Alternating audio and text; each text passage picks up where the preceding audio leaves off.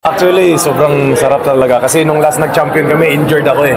So, nasa isip ko talaga na sana mag-champion sa Araneta. Kasi nung unang champion ko, Bubble, sabi ko sana mag-champion sa Araneta na nakakalaro ako.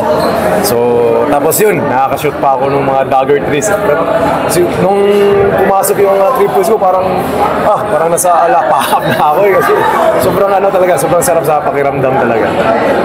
Parang yung theory ng batak na ball, napaganda pa yung pumasok pa, pa yung medyo struggling ka nun. Oo. So, nung unang quarter, wala ata akong points So, talagang sinasabihan ako, lalo na nila Kuya Jason, coach shot na aggressive ka. Kasi nung una walang ball movement eh. Pero nung sabi ko talaga, na pag pinasahan ako sa 3 points, ititira ko talaga. Buo talaga yung loob ko talaga, ititira ko talaga ng 3 points sa'yo.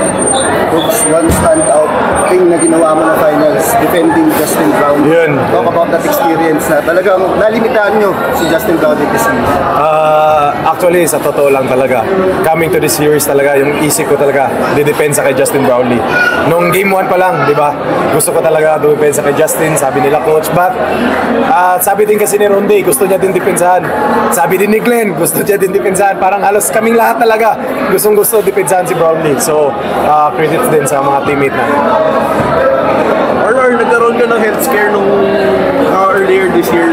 After a few months nito, champion ka, ano nang masasabi mo rin? Ang masasabi ko lang talaga is grace talaga ni Lord. Blessings talaga ni Lord lato.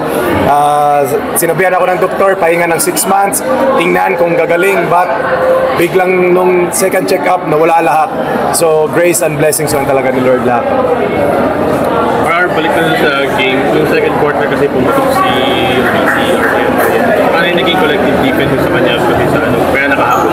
Actually, sinabi ko talaga kay coach na ako nadidepensa kay RJ. Kasi sobrang ganda talaga ng laro niya ngayon. Gusto kong i-stop. But, hats off din sa kay RJ din. Kasi rookie pa lang pero ganun na yung pinakita. Thank you.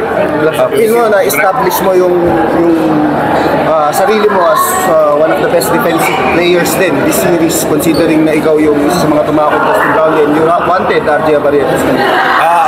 Yung tao na yung magsasabi na, but sa sarili ko gusto kong i-establish talaga sa pangalan ko na two-way player ako, defensive player, tsaka parang 3-and-D ata tawag ng two-way player talaga yung gusto ko i-establish sa pangalan ko.